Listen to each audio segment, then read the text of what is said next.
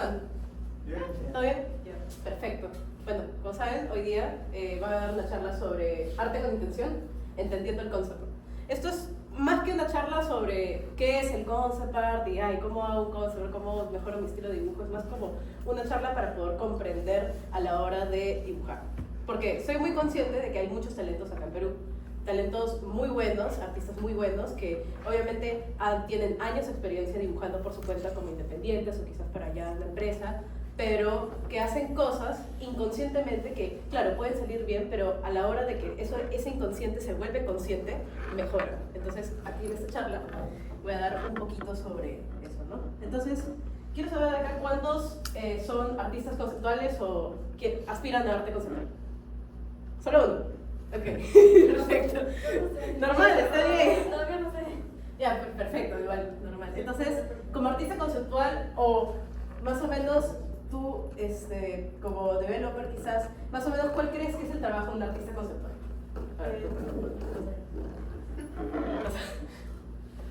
Dar más o menos una idea de cómo sería lo que planean hacer, o una vista con una imagen de lo que están desarrollando, por ejemplo, en palabras tal cosa, es darle vida a eso. Ajá, correcto. ¿Alguna otra definición? Acá. Diseñar. Diseñar. Por ejemplo, cuando no es tan general, es como que una explicación más específica, pero cuando el artista conceptual dibuja un personaje, no solamente, o sea, lo está diseñando.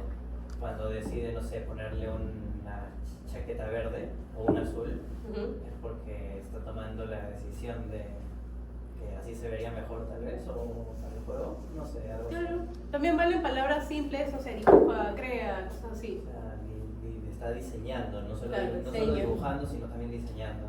Claro, entonces dibuja, ilustra, quizás crea, acá mencionaron, procesamiento de props, diseña, acá mencioné compañero, y como mencioné, le trae conceptos a la vida. Pero más sintetizado, más o menos cuál es el trabajo del artista conceptual, es agarrar lo que es el abstracto, una idea abstracta, ya sea por ejemplo una emoción o una experiencia, un concepto, una postura, y lo que hace es convertirlo en algo concreto, en una ilustración, en un modelado, en algo que se pueda apreciar y ver. ¿Y cuál es el método para conseguir esto? Es el arte. Ya mencioné, bueno, ilustración, sketching, puede ser incluso modelado 3D, he visto un montón de artistas conceptuales que hacen modelado 3D, me parece bacán.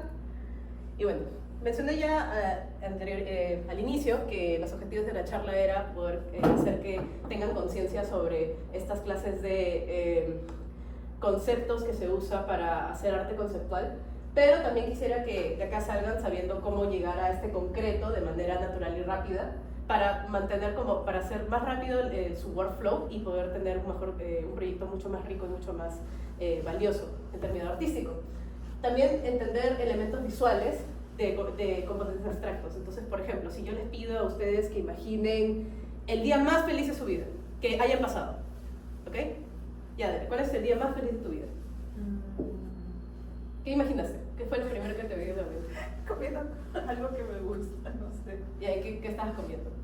No sé, un Popeye. ¿Ah? Un Popeye. Ya, perfecto. Adela se imaginó comiendo Popeyes. ¿Alguien se imaginó comiendo ustedes un Popeyes? No, ¿verdad? Entonces, ¿por qué? Porque el día más feliz de sus vidas es algo abstracto. Cada quien tiene una representación diferente. Las emociones, por ejemplo, es algo abstracto. Sin embargo, lo que no es abstracto es, por ejemplo, imagínense una manzana roja. ¿Qué se imaginaron? Una manzana roja, porque es un objeto, algo medible, algo que existe y que podemos tocar y sentir. Y finalmente, entrenar habilidad de observación artística, que es un tema que justo ahorita voy a tocar antes de mi presentación. Algunos ya me conocen, los que no, yo soy Maki, soy artista 2D, hago pixel art, pero también hago concept art, ilustración. Actualmente ando trabajando para Crimson Creative, que es una empresa que hace texturas para Minecraft Bedrock. Y bueno, texturas y ahora add-ons y Dynamic Maps. También trabajo como artista digital independiente desde hace 10 años y hago juegos desde hace 5. Y obviamente soy pilar de arte de Santa, que imagino que de acá me conocen, ¿no? Un poquito de mi trabajo, estos son algunos proyectos personales que he hecho. Estos son más que todo concept arts, pero inspirados también en lo que es el formato de Minecraft Bedrock, y lo demás son casi ilustración y arte conceptual de ambientes y personajes. Y esto es lo que hago más o menos en mi trabajo. Desde ya llevo un par de años trabajando y estos son un poco de los add-ons que hemos hecho. Los modelados no los hice yo obviamente, pero acá están los créditos respectivos. Y también unos ítems de la tienda de Bedrock que también se pueden conseguir. Entonces, quiero que me digan qué significa ver. ¿Qué es ver? Definición, acá. Mirar. Ajá, mirar. Observar, analizar algo que... Ese no es ver, eso es observar o analizar. Ver es, por ejemplo, ¿qué ven acá? Una botella. Claro, toma todo hecho. Está bien, pasadito. Perfecto. Eso es ver. Están viendo algo concreto, dicen, estoy viendo acá unas llaves, una mesa, un piso. Pero ¿qué hay de diferente entre observar? Analizar. Correcto. Si yo estoy viendo acá una botella, pero también quisiera observarla, digo, esta botella es de alguien que le gusta mucho One Piece. ¿Por qué? Porque es de Chopper. Entonces, quizás estoy equivocada, pero estoy haciendo un pequeño análisis sobre la botella, ¿no es cierto?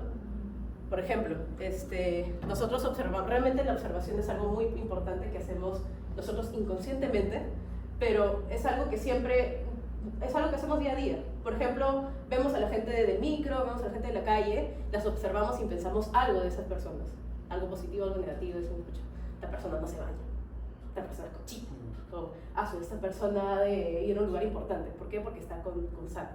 Pero si queremos ver a la persona, esa persona está con saco, esta persona está con terno, esta persona está elegante. Entonces hay una diferencia muy grande entre ver y observar, y la observación es una habilidad muy grande que todo artista, incluso cualquier creador de contenido, cualquier creador digital o cualquier creador de cualquier medio debe tener. Entonces, como artista, tú tienes dos cosas importantes que haces. Tú practicas. ¿Cómo practicas? Tú dibujas. Tú, no sé, practicas, por ejemplo, manos, practicas, dibujas manos, dibujas anatomía, haces unas prácticas, entonces como que, o por ejemplo, puedes hacer tus comisiones, quizás. Y esa es la práctica, ¿no es cierto? Es donde estás tú dibujando, pero también en la otra parte observas, analizas, estudias. Tú observas y dices, ok, las cosas funcionan de esta forma. Por ejemplo, y a veces lo que yo hago es, cuando estoy en la calle y hay alguien con ropa muy holgada, me pongo a observar cómo funcionan los pliegues de la ropa. Y eso, lo que yo hago al observar, lo aplico a mi práctica. Entonces yo observo lo que veo en la realidad y luego lo practico. Por ejemplo, algo que se mezcla en la práctica de la observación es el dibujo al desnudo. Tú ves a la persona posando al desnudo y a base de eso observas, ves cómo se comportan, cómo funciona mecánicamente el cuerpo humano, y tú lo dibujas y a base de eso lo logras entender. El tema es que la práctica solo se hace en un 30%, mientras que la observación se debería hacer al menos en un 70%. Como te digo, la observación es algo muy natural que nosotros hacemos, es casi inconsciente. Entonces, normalmente observamos mucho más que practicamos. Hay artistas que dibujan y dibujan y dibujan y dicen, pero ¿por qué no puedo mejorar? ¿Por qué sigo estancado? ¿Por qué sigo bloqueado? Es porque no están observando bien, o no tienen esa capacidad de observación. Entonces es muy importante que se consiga. Como mencioné antes, hola compañeros, la observación es más que simplemente ver, es un método de análisis, como mencionó mi compañera. Y nosotros basamos nuestra observación a base de factores que son, por ejemplo, socioculturales, instintivos, psicológicos, etc. Y también basamos nuestra observación en algo muy importante que se llaman los prejuicios o los estereotipos. Vamos a poner un pin, justamente prejuicios, para mencionarlo más adelante. Pero el tema es que la observación requiere un mayor nivel de profundidad. Necesitas estar pensando mientras ves. Siguiente. Entonces vamos a hacer un ejercicio rápido. Voy a mostrarles dos imágenes y me tienen que decir, así al unísono todos, cuál es Kiki y cuál es Búho. O sea, tienen que ponerle un nombre a su cabeza. Entonces voy a hacer la cuenta de 3. Ya. A la cuenta de 3 les voy a señalar una y me van a decir cómo se llama. 1, 2, 3. ¿Por qué? ¿Por qué le insultas? ¿Entiendes? Pobrecito. Eso que uva como algo de babosa, me refiero de baba, como una especie de... Suena más blando. Claro, algo así. Claro, suena más blando. Suena... En cambio, Kiki es más como fuerte. algo que se puede ver como, por ejemplo, en la imagen algo más fibroso, algo más no tan suave. Claro. La Entonces, pronunciación de Kiki es como que ki, entonces es más rígida, como que una pronunciación rápida y fuerte, y eso da, se visualiza más como una punta, supongo. ujú, Buba es como algo más, como una pronunciación más, como bubble. sí, como bubble, estaba pensando, Ujú. también por eso. Claro, Sí. normalmente la gente responde Kiki y Buba, especialmente por las cosas que han dicho. Una cosa también es la pronunciación, pero nosotros asociamos ciertas formas o figuras o siluetas a ciertas características o nombres que nosotros como ya tenemos en nuestra cabeza, ¿no? Por ejemplo, Kiki Buba, que es algo que, o sea, de por sí todos respondieron lo mismo. ¿Cuál es lo que? Entonces, silueta y forma es algo que acabamos de ver ahorita. Patapel. Sí, no, justo es el tema de las siluetas. Entonces, ¿qué es la silueta? La silueta es el punto de partida que tienes para el arte conceptual. Siempre se inicia normalmente viendo la silueta. Una buena silueta hace a un buen personaje, un buen ambiente, un buen concept art en general. Entonces, ¿qué hace la silueta? Lo que hace es definir la forma y elementos que acompañan al personaje. Con una silueta tú puedes ver, por ejemplo, qué armas porta un personaje, más o menos la postura en la que tiene un personaje, el tamaño del pelo, la anatomía, quizás si es gordito, si es flaquito, si es un niño, si es un adulto, si es un anciano, etc. Tú a simple silueta puedes más o menos identificar qué es el personaje. Sin embargo, hay distintas formas que puedes tú llegar a una buena silueta. Es muy, bueno, como ya mencioné, es tan importante que puede marcar la personalidad e incluso origen del personaje, si es que se logra correctamente. ¿Quién es? Mickey Mouse. ¿Quién es? Superman. ¿Quién es? Cloud. Claro. Identificamos rápidamente, e incluso si no sabemos, por ejemplo, hay gente que no ha jugado Final Fantasy, bueno, sí, Final Fantasy, sí, también. No ha jugado este juego, por ejemplo, yo. Y más o menos no sabe quién es el personaje, pero más o menos puede identificar los elementos. Es un sword user, que tiene una espada acá, quizás es un héroe por la pose que porta, y etc. También, por ejemplo, acá podemos ver que es un personaje un poco más misterioso, ya que usa una capa que podemos identificar, y quizás se puede identificar o se puede asociar a un murciélago por los elementos que tiene acá abajo y las orejitas. Y Mickey Mouse, al toque se sabe que es, bueno, ¿quién no conoce Mickey Mouse? Pero se sabe que es un ratón por los elementos que tiene aquí, la cola y la cabeza. Aunque no parezca un ratón porque un ratón no tiene esta anatomía, se sabe que es un ratón animado. Y se sabe más o menos en qué postura está. Acá más o menos con Batman, pero acá con Clowns es al toque. Se puede saber más o menos la postura. Entonces, ¿qué hace una buena silueta? Una buena silueta hace que instantáneamente tú reconozcas o idealices qué es el personaje. Entonces, como mencioné aquí, hay personajes que realmente incluso yo no conozco, pero yo viendo la silueta más o menos me da una idea de qué hace el personaje o quién es. Luego, el uso del espacio positivo y negativo. A la hora de hacer una silueta tienes que tener en cuenta de que, claro, la silueta es color negro y tu color de fondo puede ser gris o blanco y tienes que usar eso a tu favor. Entonces, utilizas un balance entre lo que es elemento, que es el color negro, y lo que es espacio, el color blanco, para dar forma a esa silueta. Como dije, hay siluetas que se puede identificar incluso la pose porque están de esta forma, y es porque acá hay un espacio en blanco que te puede identificar la cintura, también la parte de las piernas, por ejemplo.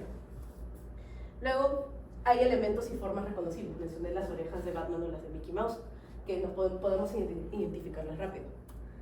Y la postura coherente e interesante. Y dirección y flujo natural. Entonces, algunas siluetas tienen un flujo natural. Hay algunas que están así, hay otras que están, por ejemplo, así, otras que son más rígidas, pero todo eso forma lo que es una buena silueta. Ahora, un ejemplo de malas siluetas hay, sí. Por ejemplo, esta. Este es un personaje también, creo que de Final Fantasy Tactics, que es considerado uno de los peores diseños de personaje, pero por una buena razón, porque no se puede identificar, o sea, claro, se puede identificar las piernas, por ejemplo, pero todo lo demás, y la cintura, pero todo lo demás no se sabe si tiene pies, o sea, esto creería que es como una hojita quizás, o esto también. ¿Plumas? ¿Ah? ¿Plumas tal vez? ¿Ah? Plumas, lo que tiene. No, no son plumas, alucina. Creo que no. No sé, ajá, exacto. Esto quizás es una espada, pero ¿por qué tendría una espada si ya tiene otra? Y esto, ¿por qué la espada es así? Yo pensé que era roca arrastrada, lo del costado. ¿De la ¿Eso? derecha? No, de la derecha. Parece una guitarra. Claro, no es una espada. O sea, sí es tela gastada, pero yo al inicio pensé que, o sea, viéndolo con silueta dije, pucha, parece, no sé, un camero, una cosa así que se come al mercado. Acá cadenas, pero, o sea, hay demasiados elementos que de por sí no fluyen entre todos y son elementos que sobresalen y tal. Y obviamente el artista que hizo esto no estuvo al tanto de la silueta del personaje y quiso añadir elementos por doquier. Vamos a poner otro pin a ese personaje porque también lo vamos a ver. Luego, muñequitas del Mortal Kombat, todos son distintos personajes, pero ¿qué pasa? Todas tienen la misma silueta. No hay elementos que, a diferencia de este, que hay demasiado elemento, acá no hay ningún elemento que las diferencie. Y lo peor es que todas tienen como el mismo body type. Entonces, como a simple silueta, yo no sé quién es quién, simplemente sé que son simplemente bonitas que están posando así.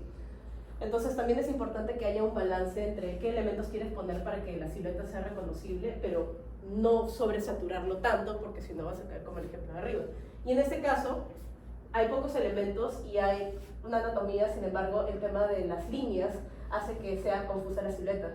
Hay demasiado músculo que quiso meter el artista, pero al mismo tiempo se hace bastante confuso de leer y más o menos no sé dónde, o sea, sé que este es por ejemplo la mano y que el personaje está como que algo así, pero al fin de cuentas tampoco identifico algunos elementos que tiene, porque imagino que tiene creo que un cigarro.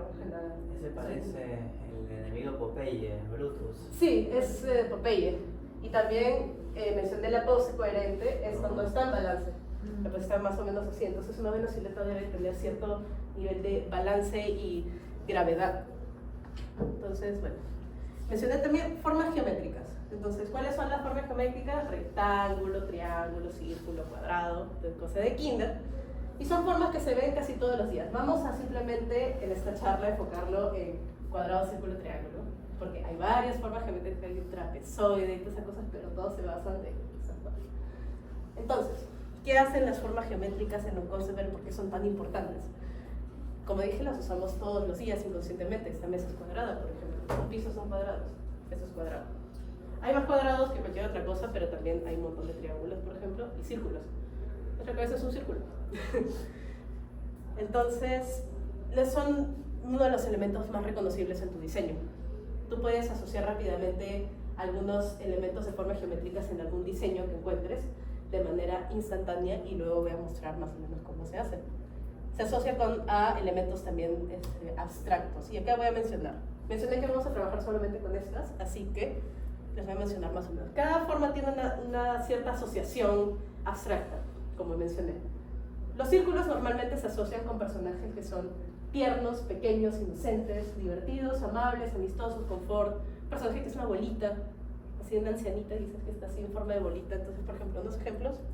Kirby, típico, un círculo. El personaje círculo en general. Jake, por ejemplo, no es tan obvio como Kirby, pero si se dan cuenta es un círculo un poco más alargado. Sus ojos son círculos, su boquita también es círculo, pero es un personaje círculo y también se asocia con ser como el compinche de Finn y ser un personaje como comic relief, bastante amistoso y amable. Y Russell también es un gordito, es una bolita, y es un personaje también, es un personaje comic relief, pero es un poquito más como inocente, quizás.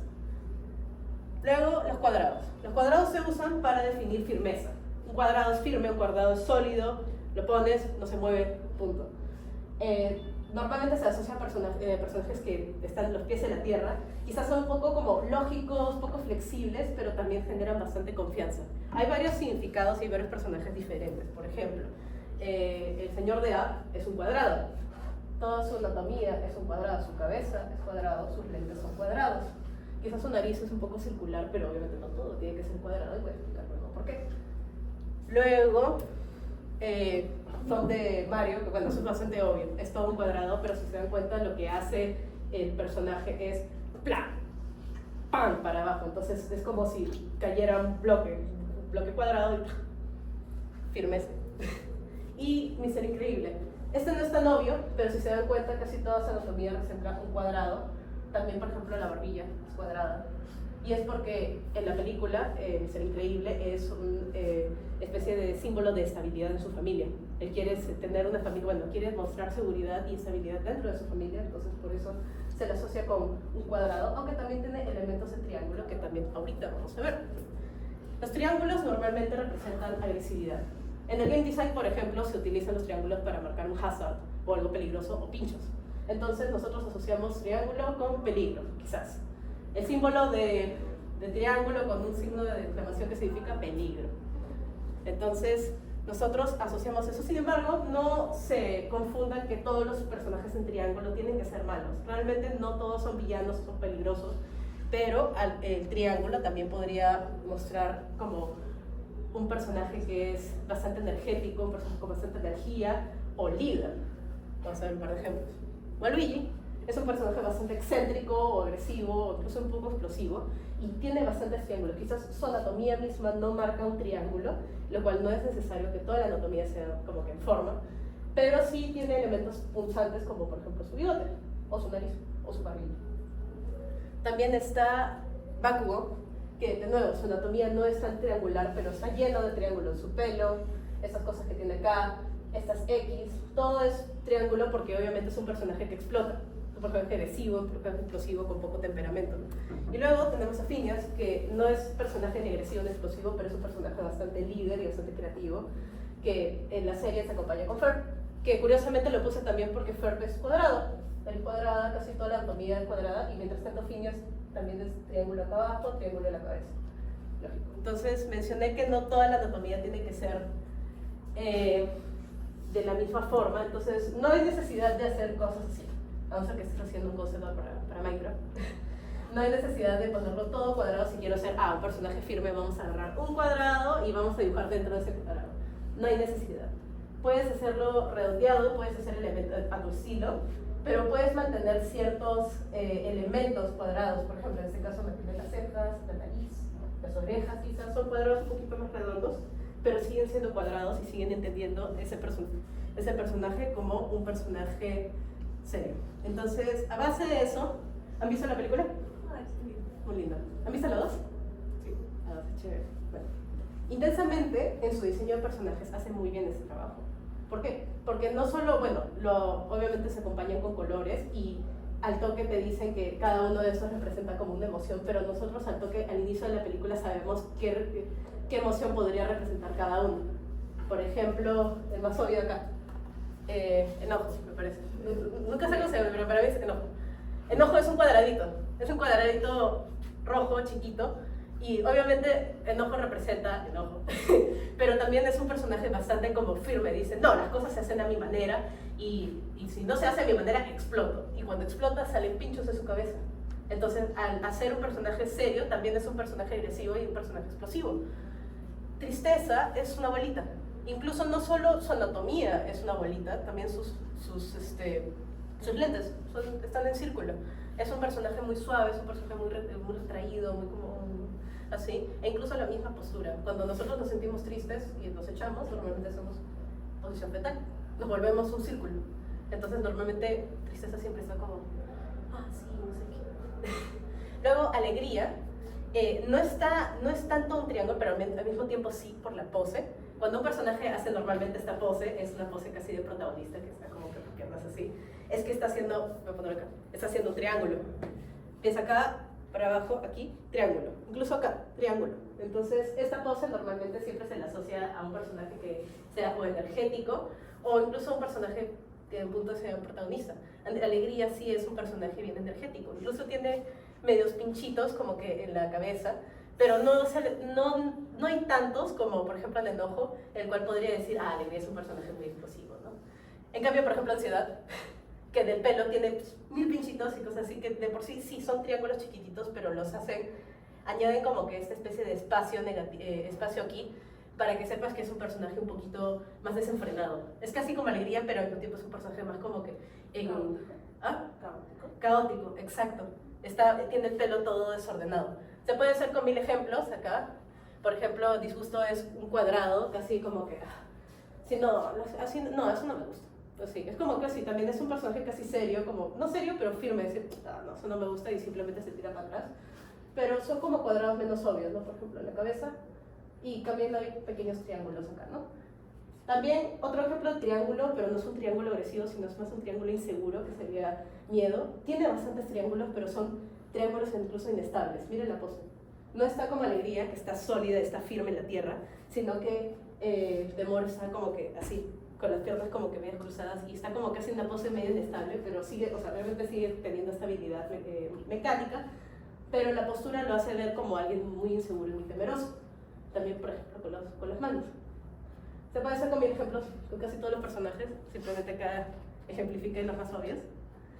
Y bueno, otra cosa que aparte de las formas geométricas que se ve es el flujo. ¿Qué es el flujo? ¿Han escuchado hablar del action line? Cuando dibujan siempre dicen dibuja la cabeza y luego haz una línea así para marcar más o menos la pose.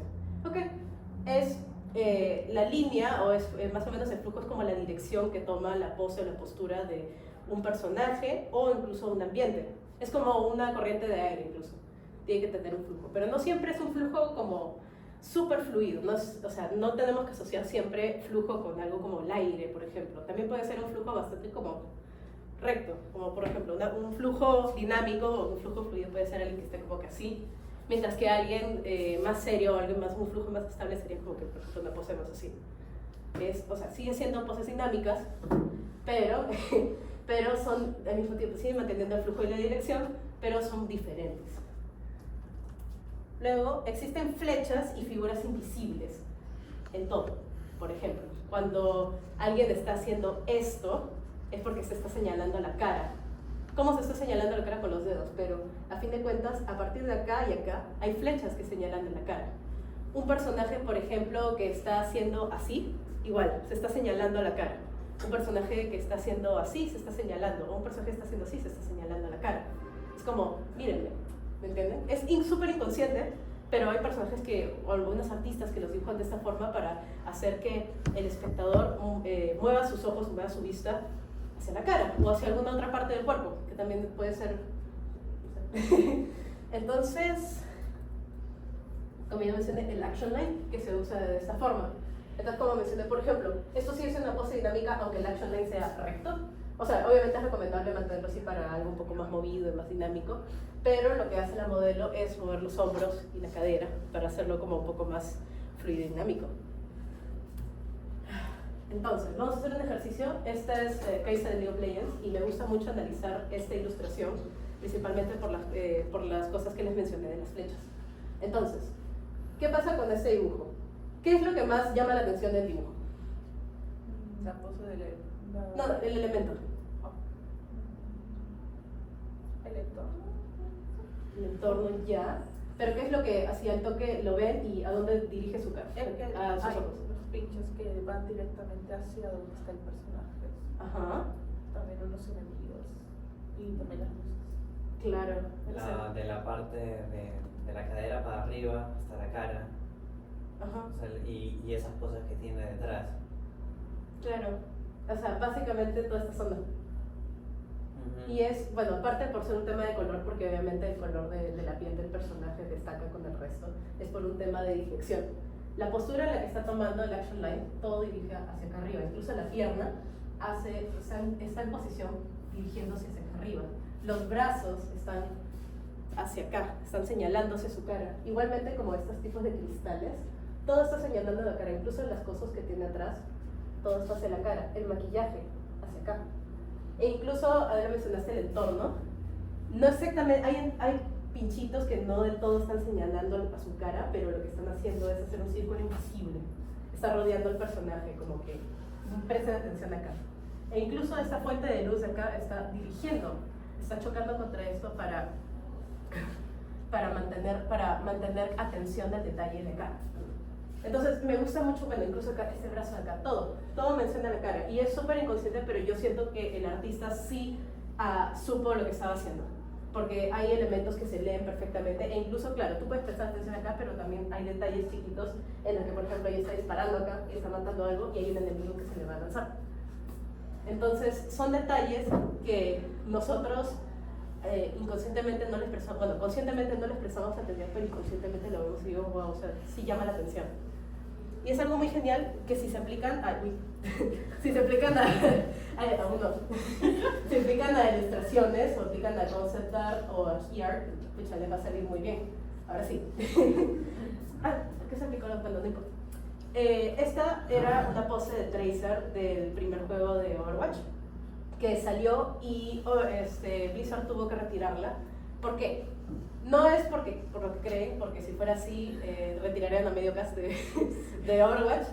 Pero el tema es que sí conocen a Tracer, ¿no? Todos, ok. Más o menos saben la personalidad que tiene Tracer, ¿no? Como, ¿no? Bueno, Tracer es una piloto que es como alegría de Intensamente, que es como que súper energética, súper feliz, es como que alegre y todas estas cosas. Y normalmente no se la asocia con algo sexualizado a estos tipos de personajes, ¿no?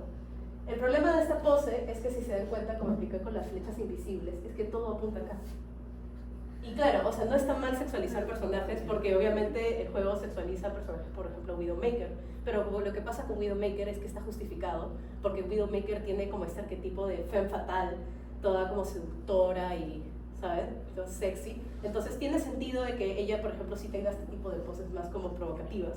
Pero en cambio Tracer como no es una pose en la cual se le podría asociar. Incluso, no sé por qué tiene esto, pero tiene la mala suerte de que tiene este elemento en su traje.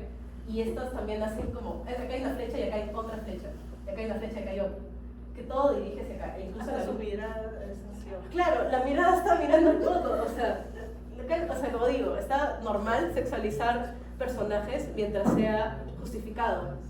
Y tuvieron que retirarla y poner esta, la cual siento que está mucho más chévere, o sea, sigue viendo las nalgas, chévere, pero esta pose es un poquito más dinámica, le queda un poco mejor, e incluso hace como que referencia a estos diseños de, estos diseños como que medios de, estas naves de guerra y que tienen como que estas print spin-up de las chicas así caletas de 1930 y cosas así, hace como que un poquito de referencia y tiene sentido porque Tracer es una piloto. Entonces queda mucho más chévere algo así que algo así. Y bueno, algo muy bacán, esto es una práctica mía que hice, algo que se los recomiendo a todos hacer, es hacer una práctica sobre esto, sobre flujo y línea. Lo que yo hice acá fue trabajar justo con líneas de acción dinámicas, que hice por acá, hice garabatos. Pero aparte de eso, o sea, intenté pensarlo no tanto como, ok, ¿qué tan anatómicamente accurate va a ser esto? Sino traté de pensarlo más como que cómo poder marcar bien el movimiento. Y luego de eso lo que hice fue hacer como figuras geométricas, acá triángulos, un círculo, e intentar adaptar un personaje dentro de esa figura geométrica. Por ejemplo acá, o sea, intentar incluso implementar perspectiva y cosas así, y no pensarla tanto con la perspectiva, porque hay gente que dice, ay, no puedo hacer perspectiva porque tengo mis herramientas de Clip Studio que hacen como que el fish eye, pero al mismo tiempo no me sale. No tienes que pensar tanto. Realmente intenta como que garabatear, intenta dibujarlo rápido, y si no te sale, lo mejor que recomiendo es agarras el dibujo, no lo borres, lo pones al costado y luego lo intentas de nuevo. O sea, intentas redibujarlo, por ejemplo. Y esa es una práctica chévere, si quieren, háganlo. Ah, y si lo hacen como que, por ejemplo, en menos de 30 segundos o un minuto, también chévere, porque eso les ayuda a dibujar más rápido. Color. Mi enemigo, sodio. Entonces, el color es uno de los elementos que obviamente más llama la atención. Como por ejemplo, en Intensamente cada personaje se le asociaba un color, pero no siempre es como lo más identificable, porque obviamente también está silueta, sin embargo, como normalmente es también lo que más llama la atención dependiendo. Al igual que las formas tienen un lenguaje y significado y una psicología específica, lo cual vamos a ver más adelante. También marca la personalidad, como mencioné lo de Intensamente. Cada color se asocia con una psicología, y si tú asocias ese color a un personaje, naturalmente se le va a asociar con un trait. Sin embargo, antes de entender el color, siempre es bueno entender lo que es el valor o el value, que son estos, que son escalas de grises. ¿Qué es el value?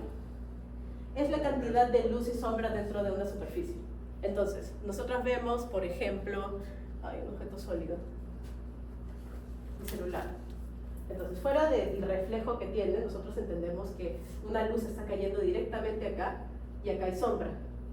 Y si nosotros lo vemos en una escala de grises, entonces podemos entender perfectamente de dónde está yendo la luz. Entonces, la idea de eso es que a veces los colores son un poco como que confusos. Algunas veces no les ha pasado que a veces como dibujan y pintan y todas esas cosas y de la nada lo pasan, sienten que las sombras no están tan fuertes o que hay algo raro en el color, y cuando lo pasan a escalas de grises es como que todo es del mismo gris. Sí. Exacto, es porque deben primero comprender lo que son las escalas de grises o el valor. Entonces, aparte de eso, bueno, ya lo mencioné, identificas elementos y tridimensionalidad. si dibujan personas o personajes, siempre les recomiendo hacer prácticas con esta cabecita de acá, no me acuerdo el nombre. Pero esa cabecita lo que hace es que te marca exactamente dónde son las zonas en donde más le cae la luz a una cabeza humana y dónde más le cae la sombra. Entonces, por ejemplo, si la luz está cayendo justo por este eje, tú sabes que acá va a caer una sombra mucho más fuerte, y acá también, y acá va a caer una luz y acá va a rebotar. Entonces, es una buena práctica. Ahorita voy a mostrar un tipo de prácticas que se pueden hacer. Aparte de la tridimensionalidad, también algunos artistas conceptuales utilizan los grises para poder marcar textura, o poder marcar, por ejemplo, detalles dentro de la ropa. Usan, por ejemplo, voy a ver si está por acá, dar contraste y tal. Usan esto, bueno, no se usa esto, pero para que entiendan, por ejemplo, si quieren quieren hacer un poncho y quieren que los detallitos, o sea, quieren imaginar que el poncho es marrón y quieren hacer que los detallitos sean, por ejemplo, no sé, blancos, quieren hacer que los detallitos sean, por ejemplo, blancos o amarillos, utilizan lo que es el blanco o este color de acá como para dar texturitas acá. Y quieren, por ejemplo, no sé, que tenga detalles como que violetas o azules, por ejemplo, líneas violetas o azules, hacen de un color un poquito más negro las líneas acá. Entonces, así más o menos tú también balanceas o entiendes mejor como el balance de color dentro de un personaje. Mencioné lo de la práctica, les dije que si quieren practicar lo que es tridimensionalidad y value en tridimensionalidad específicamente, hagan este tipo de práctica. Funciona con cualquier estilo, no solo realista, por ejemplo, eso es un estilo más anime, que pongan una cabecita de frente, dibujen una frente y hagan distintas light sources, o sea, usan esa cabeza como guía y hagan como que si la luz va a distintos lados, por ejemplo, acá va de frente, acá va abajo, acá va de la derecha y acá va hacia arriba. Entonces, así puedes tú comprender, por ejemplo, cómo funciona la cara de un personaje. Entonces, bueno, acá hay unos ejemplos. Por ejemplo, eso es un key art de un espacio ambiental, y lo que hace es, por ejemplo, este artista imaginar que los edificios son de un color más oscuro, la calle es como de, obviamente, pavimento gris, y estos tipos de telas o este tipo de anuncios y tal son de color más vibrante o más, por ejemplo, esto se puede asociar con un cartel neón, por ejemplo, porque más o menos ese tipo de luces y tal. Y esto lo que te ayuda es, si vas a hacer ambientes, por ejemplo, te ayuda mucho a entender más o menos qué colores puedes elegir o qué elementos quieres que destaquen realmente de tu ilustración. Es súper importante porque he visto muchos fondos que se hacen y siento que se pierden demasiado. No tienen que destacar al 100% porque a fin de cuentas son fondos, pero sí hay los buenos fondos son los que tienen como que elementos que destacan y puedes observarlos un rato encima. O sea, acá justo hay un elemento que me parece chévere, ¿no? Otra cosa que se hace, bueno, como mencioné, lo de los ponchitos, que es agarras un personaje, le pones como que, por ejemplo, ya quiero que el pelo sea claro y la piel sea oscura, y quiero que el poncho sea, por ejemplo, marrón. Vamos a definir este como marrón y ponemos elementos acá. Este va a ser más claro que el poncho de abajo, quiero poner acá textura y tal, y así defines más o menos qué tipo de color podría usar el personaje. Y tercero, cuando se hace específicamente fondos para videojuegos, se maneja el balance entre los elementos de foreground y los elementos de background con grises. Estos elementos, que pueden ser, por ejemplo, montañas o cosas así que no se prestan tanta atención, son elementos muy de fondo, que pucha, casi ni siquiera como que vamos a venir mucho detalle, pero esos elementos, por ejemplo, el más negro, acá vamos a añadir, por ejemplo, pasto, quizás flores, quizás como bichitos que están acá, porque son elementos que más se prestan atención. Y haces como una especie de balance muy simple, y así más o menos le das como que, como artista conceptual, le das una guía al artista de fondos y decir, ok, más o menos quiero que el fondo se vea algo así y que estos sean como los elementos que más destaquen, ¿no? Ay, disculpe, estoy un poco enferma. Ok, ¿alguna vez han escuchado sobre ¿cómo se llama esto? Sobre trabajar con degradado. ¿Ah? Mapa de degradado. Mapa de valor, creo. Value map. O, bueno, sí. El tema es que esta técnica se usa como tú trabajas toda tu ilustración en grises y luego lo que haces es que esto, por ejemplo, esto es Medieval, pero imagino que sí o sí está en Photoshop, sí o sí está en Clip Studio y sí o sí está creo que en cualquier programa, que tú agarras como que, claro, imagínate que antes que esto sea color era gris, entonces tú defines cada posición del gris que está por acá como un color diferente. Entonces, ¿qué haces con eso? Puedes hacer ilustraciones de esta forma o también puedes cambiarlos a distintos presets.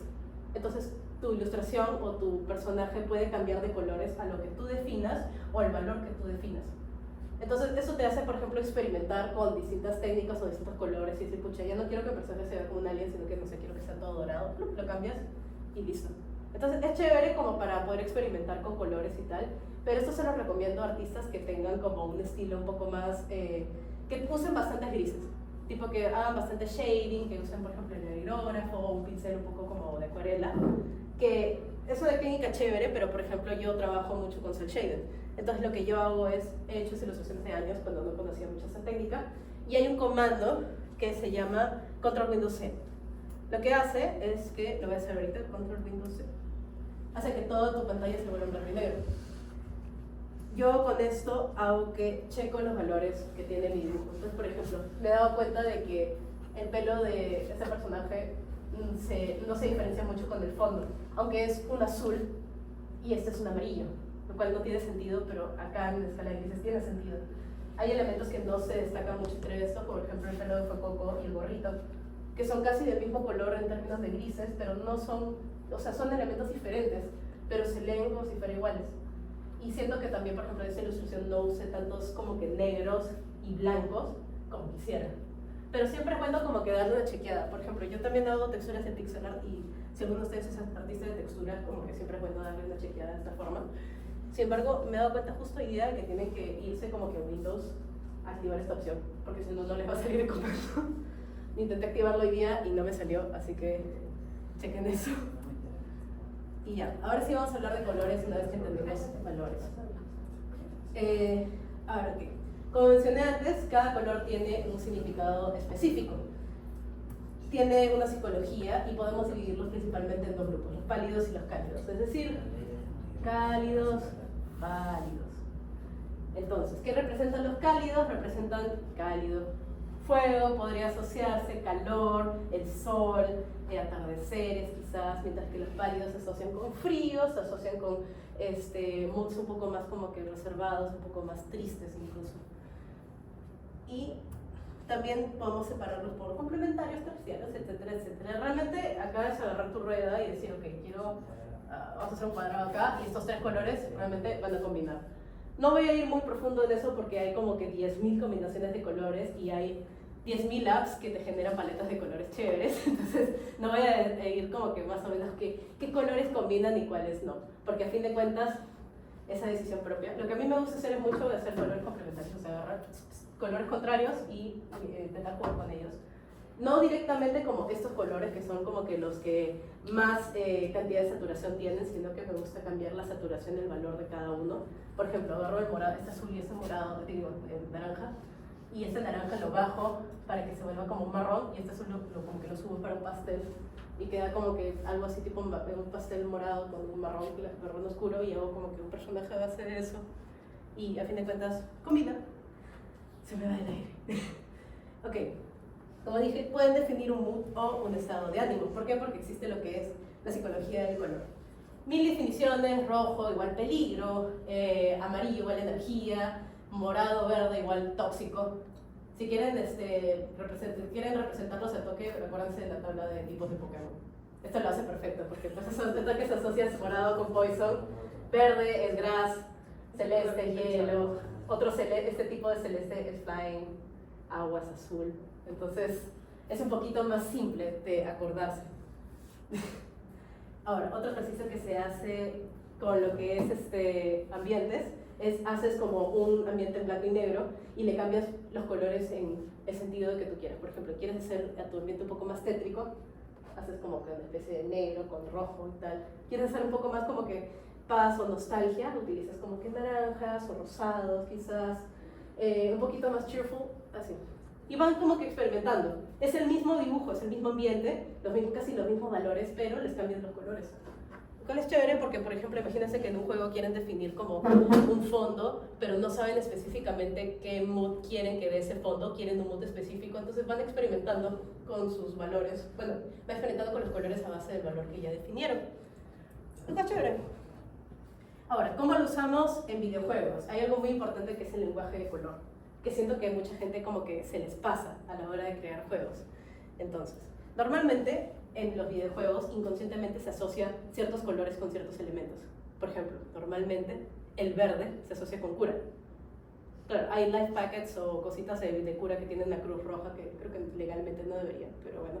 Pero los efectos de cura se asocian normalmente con crucecitas verdes, y el rojo se asocia con peligro o enemigos.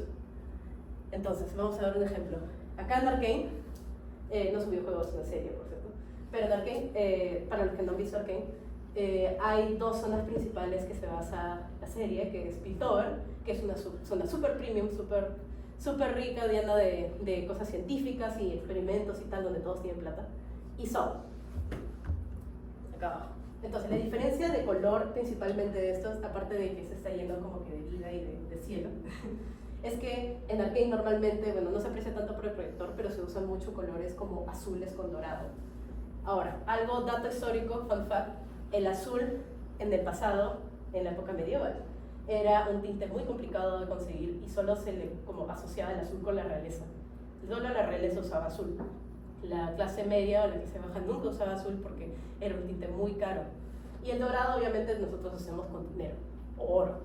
En cambio acá Son, que es toda la parte de abajo donde está todo contaminado, no se nota, pero está lleno de colores verdes, que al toque se asocia con contaminación o tóxico, porque es una zona muy tóxica, llena de gases, y también se asocia como que más oscura porque obviamente está como abajo, están como que en el underground. Luego, en personajes, Genshin Impact, Paimon y los protagonistas tienen trajes colores blancos, amarillos, azules, casi en algún punto como celestial se le puede asociar, o etéreo, que se asocia también como por algún origen que tienen, no sé, no estoy muy al día con el juego, pero en cambio los enemigos como la señora, la señora o los goblins de enemigos se asocian más con colores medio marrones, negros, rojos, etcétera, que hacen contraste con estos. Entonces tú de toque asocias el rojo o los negros o los marrones con enemigos, porque son contrarios al protagonista. Especialmente porque el juego es en tercera persona, ¿no? Bueno, Ultra Kill, justo arriba, el protagonista B1 es color azul con amarillo, e incluso las mismas HUD es como que, bueno, es verde con azul me parece. Pero todo el ambiente es rojo, entonces al toque uno asocia rojo con igual peligro. Sin embargo, en Ultra Kill el rojo es algo bueno, o sea, no realmente, pero sí, o sea, mientras más sangre explote mejor. Entonces, si tú te asocias un ambiente rojo lleno de enemigos, sabes que ahí va a haber mucha sangre y te puedes curar. Luego, en Omori también hay dos zonas principales, que es la zona como el Dream Zone o el White Space que entra Omori, que es un lugar muy fantasioso y muy dreamy, muy lindo, en el que están todos sus amigos. Sin embargo, todos son cosas muy fantasiosas. El gras es rosado, los árboles son rosados con azul, son colores muy pasteles o muy incluso como que de fantasía, muy saturados a veces. Y obviamente no es real, pero a la hora de que va a la realidad son colores un poco más normales, ¿no? Por ejemplo, marrón, gris, verde. No son colores tétricos, porque a fin de cuentas sí, la realidad para Omori es como que algo muy desastroso y muy horrible, porque bueno, él crea este espacio como para tener a sus amigos unidos. Pero no necesitan hacerlo como que de una manera muy tétrica, como no sé, Resident Evil, donde todo es horrible y gris, no. Sino simplemente muestran la realidad tal y como es, pero te muestran situaciones de, obviamente, depresión que está pasando el protagonista. No quiero spoilear mucho. En cambio, hay un proyecto en el que yo trabajé, en el que utilizamos este lenguaje de color, y lo que hicimos básicamente es que era basado en el infierno, pero no queríamos que el infierno sea el típico infierno rojo o morado, sino que queríamos que sea un infierno un poco más verde, como que yéndonos más por el tono de color espectral, porque queríamos que la protagonista sea color rojo, algo así. Entonces la protagonista hace contraste justamente con todo el ambiente verde, porque es como si ella no estuviera aquí, pero el rojo lo queríamos asociar con que la protagonista también es como un poco malvada, porque es un poco sádica y lo quita. Entonces, eso. Textura. Nosotros asociamos al toque textura con textura de la ropa o textil, pero no es necesariamente eso. Son detalles y elementos del personaje o el ambiente. Sí, puede significar ese tipo de textura, pero no solo eso. Cualquier tipo de línea que tú añadas al personaje, detalles, cosas así, es textura. Entonces, pueden ser patrones de ropa, pines, elementos, joyería, cabello, escamas, etcétera, etcétera, largo, etcétera.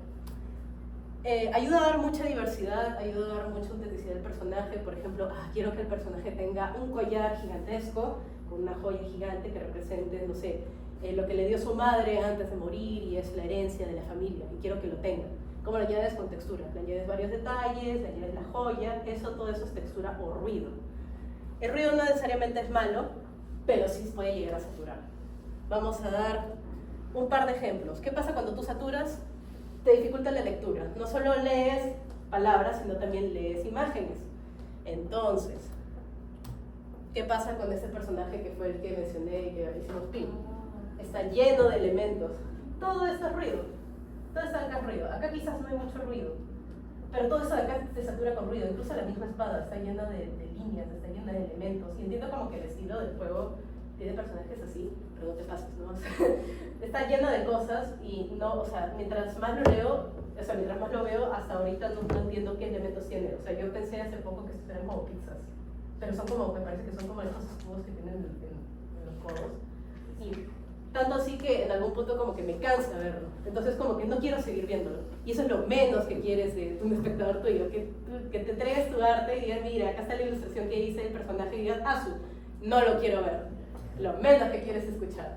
Entonces, realmente para cosas también como animación o videojuegos, hay ciertos límites que tú tienes que poner. Me parece que este personaje no necesita estar animado tanto, no lo sé, pero para animación es un tema muy diferente. Tú no vas a entregar este concept y decir a los animadores, ok, quiero que animen este personaje como 30 escenas.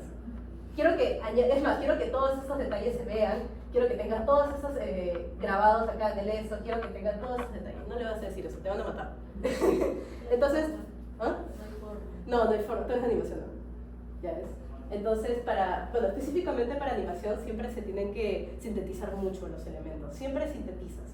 Para videojuegos es un poco diferente, pero igualmente siempre hay como que ciertos límites, especialmente con lo que entiendo ese tipo de ropa holgada, porque se puede buguear en el rig y puede pasar cosas muy malas. Por ejemplo, estos tipos de personajes que están llenos de ruido, y si no están con ruido, o sea, este tipo de textura, está con colores chillones. Entonces, tampoco hagan esto.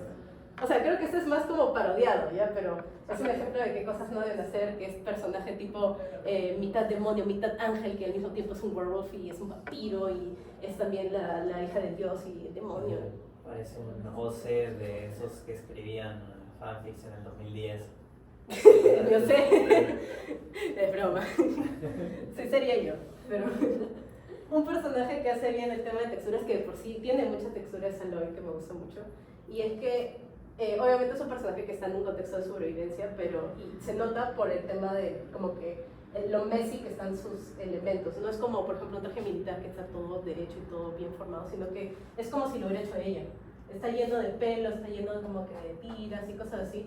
Sin embargo, lo que balancea muy bien el diseño de Aloy es que tiene partes en las cuales hay textura, pero no es tanta y está pegada a la piel. Entonces, por ejemplo, sí se nota que acá hay como cierto como cuerito que está pegado a su rodilla, y acá igual, pero a base de eso es como textura, no textura, acá hay textura, o sea, claro, acá no tanto, pero es que es tela por encima, es como si estuviera acá amarrado, y acá no lo hay, acá lo hay, y acá no lo hay. Entonces, dando ese tipo de balance de textura y no textura, puedes darte el lujo de añadir ciertos detalles que tú quieres. Por ejemplo, las trenzas que tiene, este tipo de como muñequeras que tiene, muy chévere, o el arco que tiene, que no tiene tantos detalles, pero es simple, pero al mismo tiempo tú, gracias a que hay balance de ruido, puedes darte cuenta de estos detalles. O sea, es fácil de leer y es lindo de leer.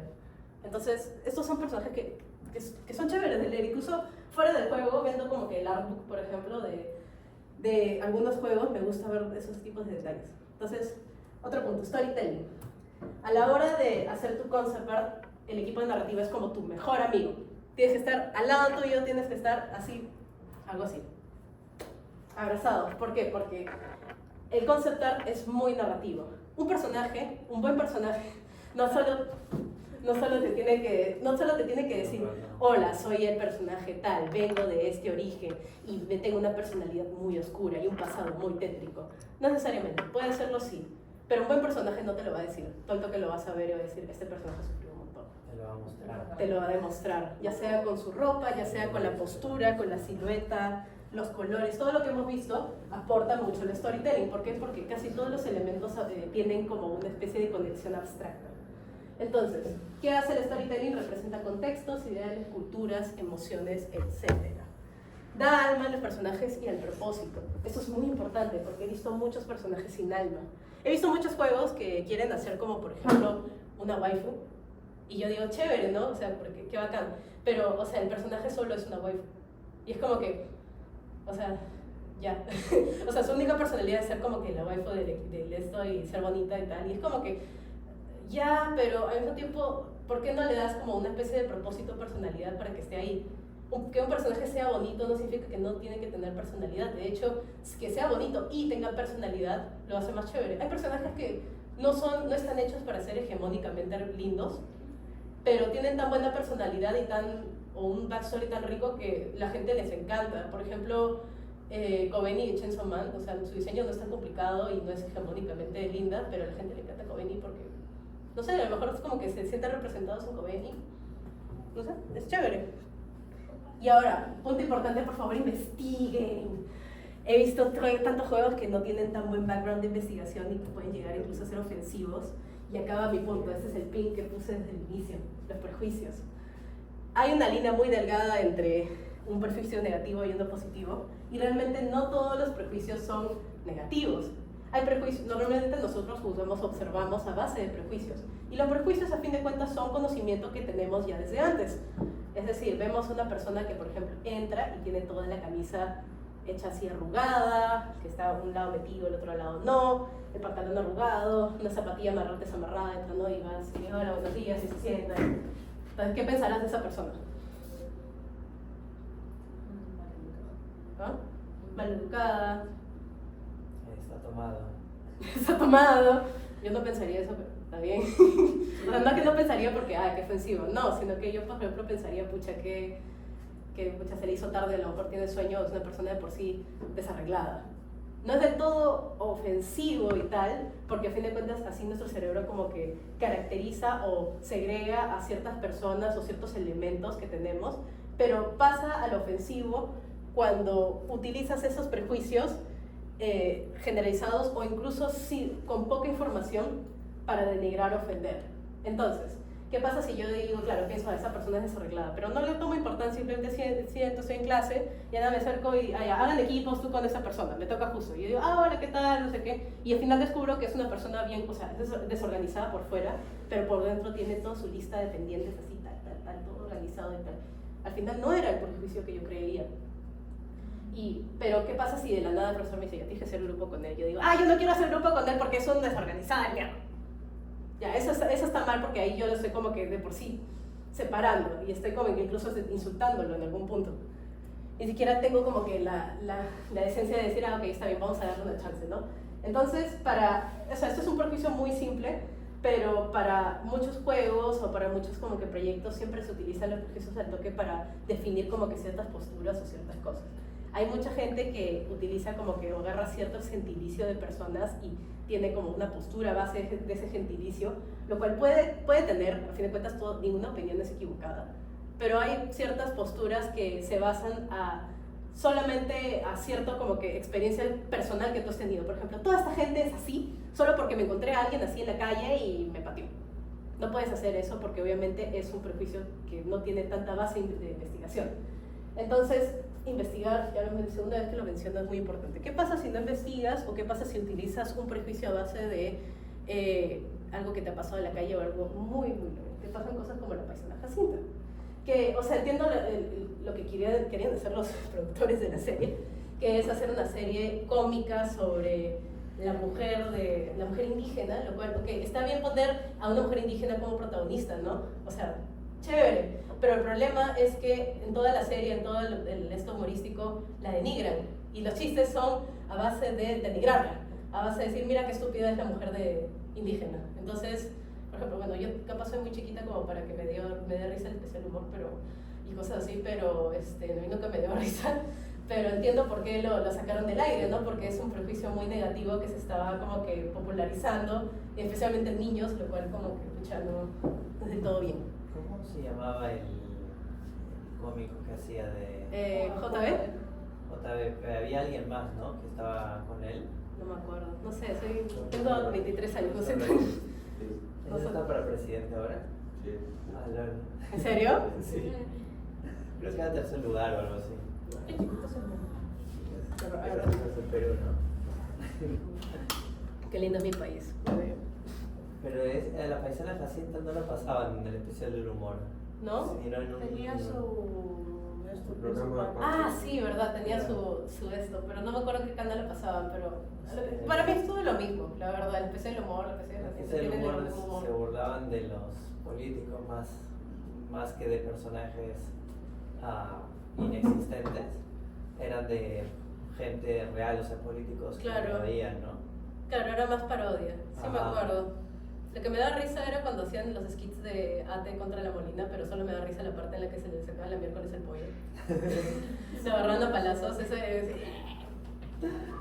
la parte chévere, porque como no vivo ni en AT ni en la Molina, entonces no entendía los chistes. Entonces, ¿cómo se investigan las cosas? Hay distintos tipos de contextos que se pueden investigar sobre cierto tema.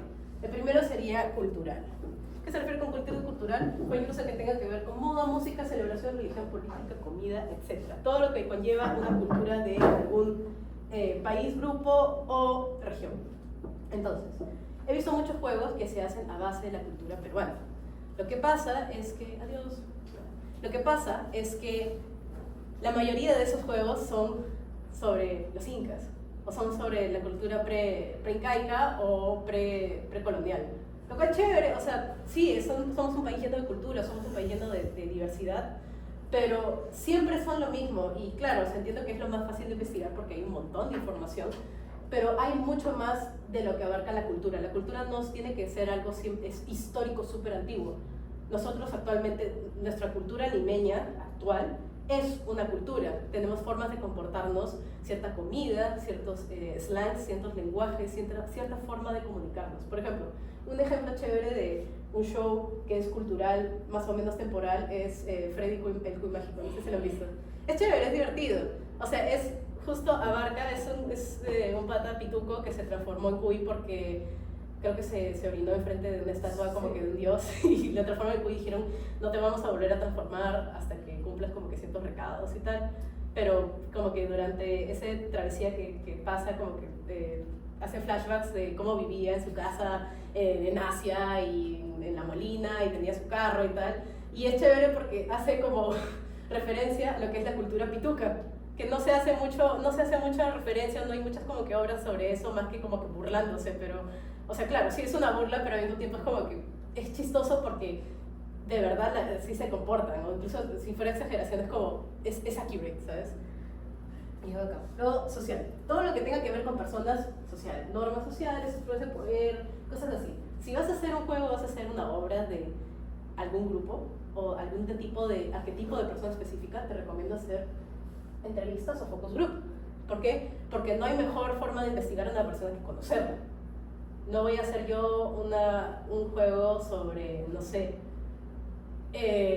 sobre el presidente de Perú, si es que, por ejemplo, no conozco la historia del presidente de Perú. Obviamente no puedo entrevistar al presidente de Perú, pero si puedo sería chévere, ¿no? Entonces, lo mejor sería como que agarrar a la persona, agarrar tu arquetipo, quizás como que, por ejemplo, ya quiero un arquetipo de hombre gamer medio incel, que entonces ya busco un hombre gamer medio incel y lo entrevisto diciendo ya cómo vives tu vida, más o menos cuáles son tus intereses, qué haces en tu día a día y tal. Y así, a base de esa investigación, como que tengo mucha más información de qué cosas puedo implementar, qué cosas puedo hacer en mi obra o en mi juego. Luego histórico, ahí sí todo lo que tenga que ver con historia, eventos importantes, sucesos. Abran un libro, pónganse a leer sobre los sucesos históricos. Si en lo social, si las personas ya están extintas o quieres hacer sobre personas que ya vivieron hace muchos siglos, entonces pasa esto que es leer. Y finalmente, el contexto científico. Hay algo muy interesante que me encanta del contexto científico, es que, o sea, sí es un contexto, pero lo que pasa es que en la mayoría de juegos que son como de bestias o de criaturas, se aplica mucho esto porque se utilizan, por ejemplo, ciertos como que porqués de por qué, por ejemplo, un pez o una especie de rata tiene escamas y por qué vive en este ambiente. Por ejemplo, una criatura que tenga escamas es porque tiene que aguantar ciertos ambientes como que quizás de tormenta de arena o quizás ambientes duros que pueda como que malograr su piel. Entonces evolucionó para tener escamas o para tener una piel una coraza un poco más dura. Entonces ese contexto científico es como buscarle el porqué biológico de ciertas especies. Por ejemplo, ¿por qué nosotros evolucionamos a estar en dos patas y con manos? Por ejemplo, nosotros evolucionamos para tener manos porque somos una especie cazadora y una especie recolectora al mismo tiempo. Entonces tenemos manos para agarrar cosas, para recolectar y al mismo tiempo para cazar. Es chévere pensar en eso. Yo siempre, por ejemplo, cuando juego Subnautica me gusta porque, claro, es un mundo alien de mar, pero al mismo tiempo veo las especies y digo, pucha, o sea, ya veo por qué, por ejemplo, el Leviatán tiene como que estas cosas así, sí, es para cazar y específicamente está hecho para cazar naves incluso. Lo cual está chévere que haya evolucionado de esa forma. Pero ya, tercera vez que lo menciono, siempre investiguen, por favor. Ya saben cómo investigar. Wikipedia, hay ¿cómo se llama? Libros, hay videos, hay, todo está sintetizado en internet. Pucha, chévere. Entonces, acá hay algunos como que productos o juegos que siento que lo hicieron bien. Número 1, Uma Musume. Sí, para los que no conozcan Uma Musume, es un anime y un juego de carreras de caballos en Japón. Lo cual jamás se me ocurriría que sacaran un juego de monas chinas sobre eso, porque digo, pucha, es lo mínimo que se me ocurre, pero el problema, lo bueno de este juego es que parece que los creadores están obsesionados porque cada monita china representa a un caballo que realmente existió, realmente corrió y realmente hizo cosas, y la personalidad de la mona china, la personalidad del caballo e incluso los trajes está basado en la personalidad del caballo, los trajes del caballo y del jinete y las cosas que hizo el caballo. Entonces en el anime, por ejemplo, los sucesos también son representados como que, claro, todos están en el colegio y hacen carreras, pero como que, por ejemplo, que es Special Week, que es creo que uno de los caballos más importantes de carreras de Japón, es como que la muestran como que al inicio es medio débil y tal, pero luego la muestran como la mejor, como que Uma Musume, que así se le llama a esa especie, que existió en Japón y es porque es uno de los mejores caballos de carrera. Todo para como que 140 monitas chinas, por ejemplo. Me gusta mucho Teme Opera. Se le llama a Teme Opera emperador porque cuando un caballo gana como que ciertas carreras se le dice que ha ganado como que triple corona y tal, y este caballo ha estado como que invicto por un montón de tiempo, entonces a un caballo sí se le dice emperador.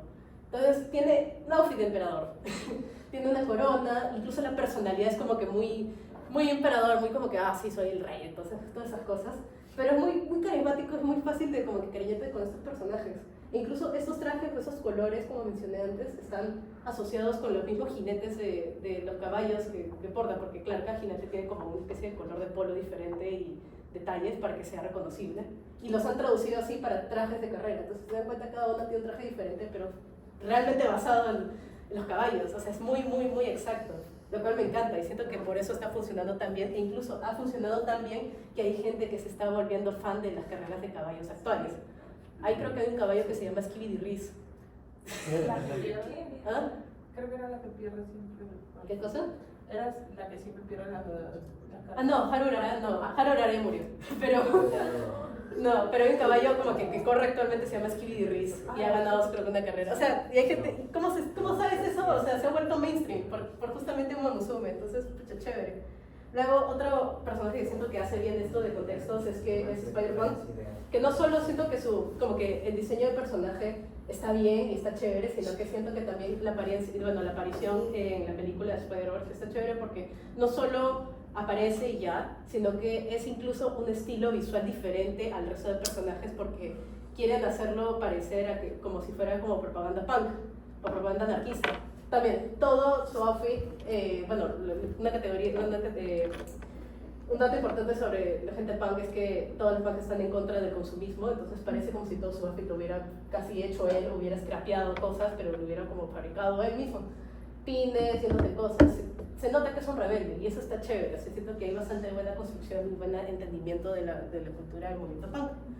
Y Larry de Overwatch, siento que está chévere que hayan puesto representación peruana en juegos mainstream como Overwatch, y me parece chévere que hayan añadido como por ejemplo elementos como Tumi en su arma y que sea una guerrera del sol, pero también me parece chévere que lo hayan mezclado con el contexto futurista que tiene Overwatch, porque a fin de cuentas Overwatch es como miles de años, como 50 años en el futuro y tal, pero claro, o sea, es como que tienes los elementos como que clásicos de la cultura incaica, pero al mismo tiempo es como que medio tecnológico, futurista, armadura, y usan colores como que vistos en varias culturas, por ejemplo, el rojo, el azul o el dorado, que está lleno de dorado.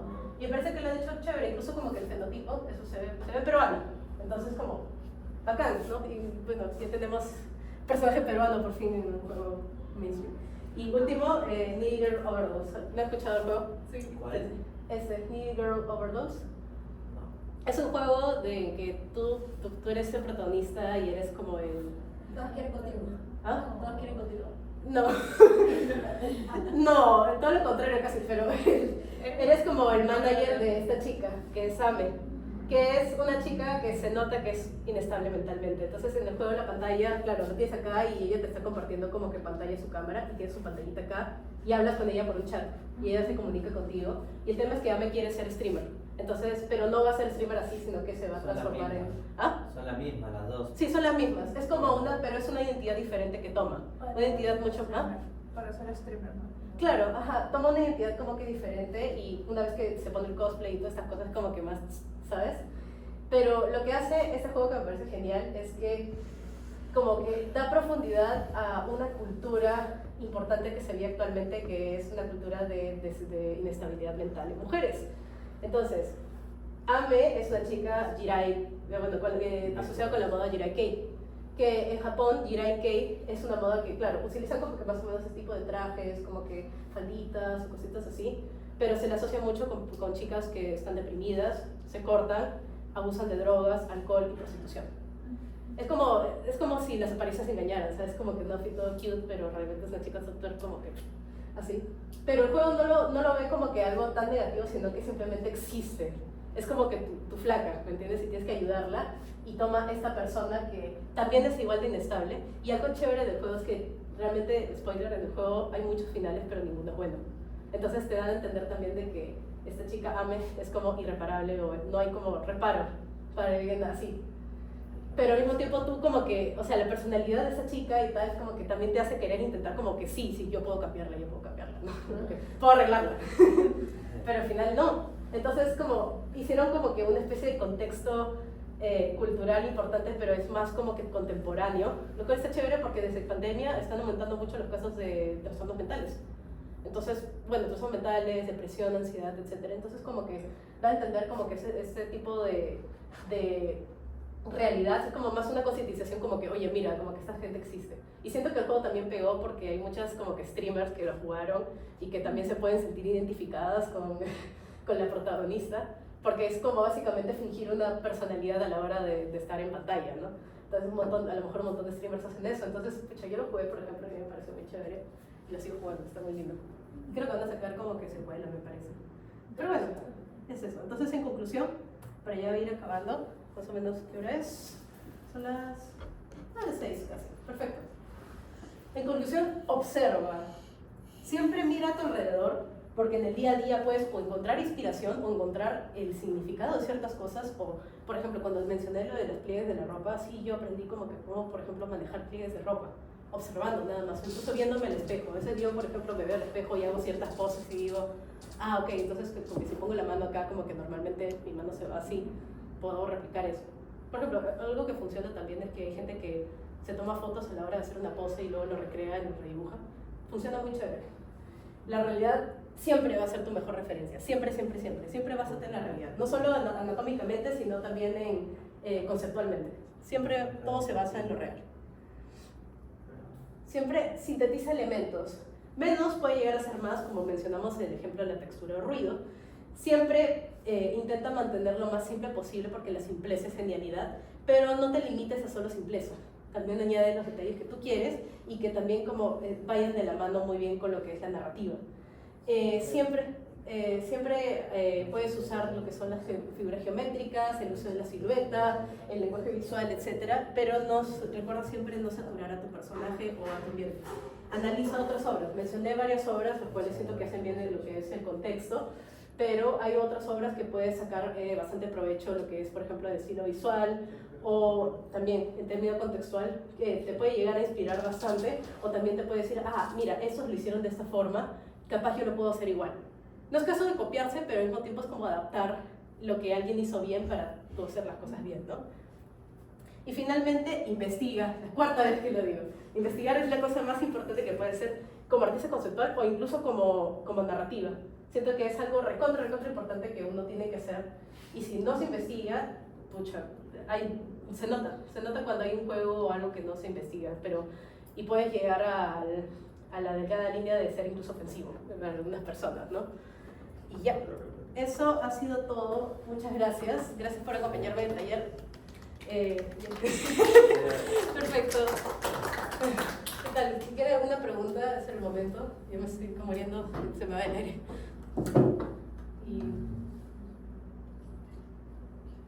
¿Todo bien? ¿Están con sueño? No, sino que estoy pensando qué preguntas hacer. No, normal, no me hace su tiempo. Igualmente, bueno, hice también un Everyone, no Everyone, sino un tag en el servidor de Sanda para que la gente suba sus dibujos, nadie subió nada.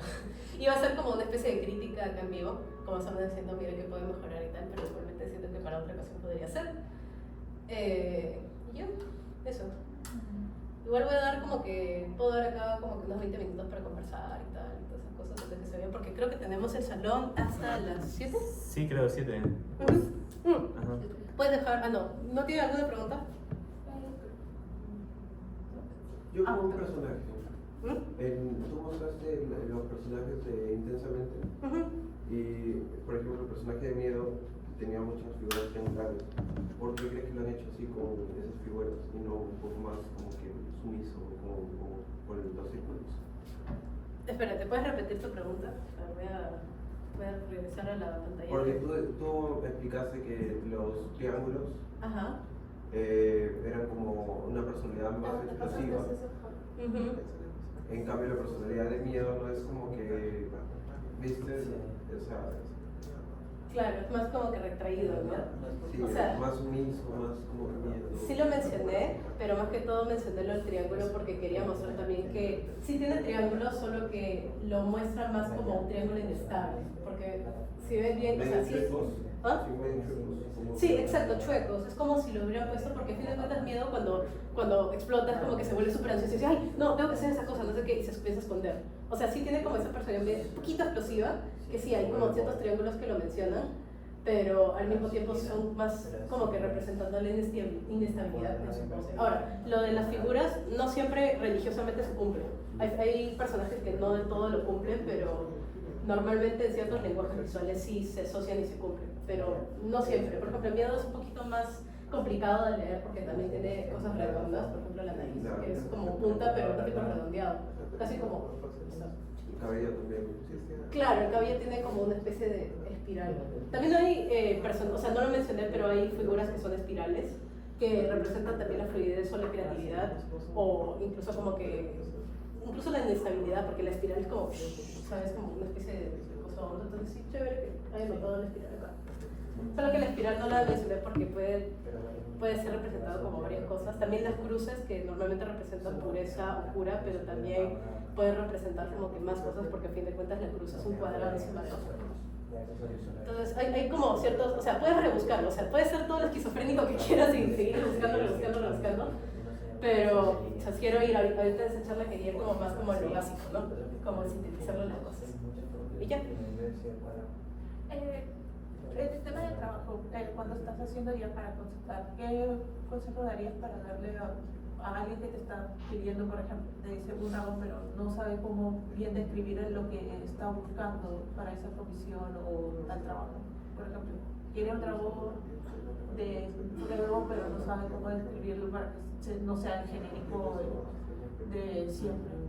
¿Cómo le podríamos guiar a esas personas para que lleguemos a un concepto? O sea, si alguien te dice, quiero esto, pero no lo hagas igual que eso, y no te da mucha como que clave, lo que yo hago cuando hacía comisiones era decirle a la gente, que era opcional, pero lo que yo prefería mucho era agarrar y pedirle al cliente que haga como que la comisión, pero a palitos en papel. Y da igual lo malo que lo dibuje, yo no, obviamente yo no te voy a juzgar porque sé que no puedes dibujar quizás, pero para que me des una idea de más o menos qué quieres. Entonces, por ejemplo, bueno, me servía para personajes, ¿no? Hacer como palitos, sacar el personaje acá parado y quiere que el otro personaje esté acá como que más echado así, y lo dibujaba a palitos, y luego yo lo adaptaba a mi estilo. Pero cuando se tratan de como que elementos tipo conceptuales, Lo bueno sería como darle ciertas ideas al cliente, decir, oye, ¿no crees que...? O sea, podrías hablar con él y decir, "Cha, ¿qué tal si metemos esto?", ¿no? Es como que negociarlo, o sea, decirle, pucha, ¿qué tal? Entonces, no lo quieres como que cliché, pero ¿por qué lado quieres llevarlo? Porque, por ejemplo, lo podemos llevar a un dragón peludo, que es un poco, casi como un Angel Dragon, creo que se le dice, que es un dragón más peludo, como que así, o quieres llevarlo a un dragón como que más, con otro tipo de piel, o con otro tipo de cabeza, quizás un dragón un poco más cartoon, como que a qué lado lo queremos llevar, porque a veces te dicen, hazlo menos redondo, o hazlo menos logo. Cuando te piden logos, por ejemplo, te dicen, hazlo menos así, o menos coso. O sea, ahí tienes que estar entrevistando, tienes que decir, oye, ¿pero qué te refieres? A ver, explícame. Y tratar de que te lo expliquen como que a pasitos, ¿no? Pero es tenerle paciencia. Hay gente que no sabe expresarse, y es normal, pero es cosa de tener paciencia, tratar de escuchar y tal. Y siempre, o sea, a la hora de hacer comisiones, yo lo que hago es, antes de empezar a dibujar, envío un sketch como que finalizado y decir, ok, más o menos así lo quieres, es tu momento para cambiar las cosas, ¿no? Es ahora o nunca. Y ahí el cliente dice, quizás podrías cambiar, no sé, el pelo, quizás la vasita. Ya, perfecto. Ya no hay más cambios, ese ha sido tu último momento. Y ya. Y, por ejemplo, ¿hay algunos registros históricos que no son precisos o no hay una imagen para guiarse? Por ejemplo, de la cultura peruana de los incas, no hay mucha información visual que podamos utilizar, y casi todo lo que sabemos no hay tanta información escrita porque no había una escritura en ese momento. ¿Está bien hacer algunas adaptaciones? O sea, para el tema, por ejemplo, de los incas, o sea, sí hay como que información y hay como recreaciones visuales que se han hecho, por ejemplo, en 3D de cómo se verían ciertas figuras, pero para ya, imaginemos cultura hipotética en la que no hay tanta como que referencia visual, sí es bueno hacer como que, o sea, sí es normal, porque hay muchas culturas que se hacen adaptaciones. De hecho, en Uma Musume, nada que ver, en Uma Musume hay un cabello que es Arvestaquio, que, o sea, era un cabello con mucho potencial que se le lastimó en la pata y no volvió a correr, pero en la película que salió sobre ella, sí volvió a correr porque otra Uma Musume le inspiró a correr y volvió a correr, ¿no? Pero no se menciona mucho de eso. Entonces hay una adaptación narrativa por el bien de la trama para que todos estén felices y un final feliz, ¿no? Sí se hacen adaptaciones, pero sería bueno si vas a hacer un juego sobre eso mencionar esto es una adaptación de X cultura, ¿no? Pero siempre hay, o sea, siempre hay textos y tal, y por ejemplo en algunas culturas tú puedes inspirarte en lo que son como que las mismas ilustraciones, o sea, si es una cultura bien antigua, hay ilustraciones en vasijas, por ejemplo, de cómo se comportaban, cómo eran ciertas personas, y a base de eso tú puedes agarrar esos elementos sintetizados y adaptarlos a un estilo un poco más estilizado. Son cosas que se pueden hacer. ¿Alguna otra pregunta? Es a las 6. ¿Es a las 6? Sí. Pensé que era a las 7. No, es a las 6. Ya es a las 6, ¿no? Casi. ¿Casi? Bien, bien. Faltan 10 minutos. Ya, es ahora o nunca. ¿No? Ya, está perfecto. Creo que hasta aquí lo podemos dejar. Pueden quedarse acá 10 minutos más.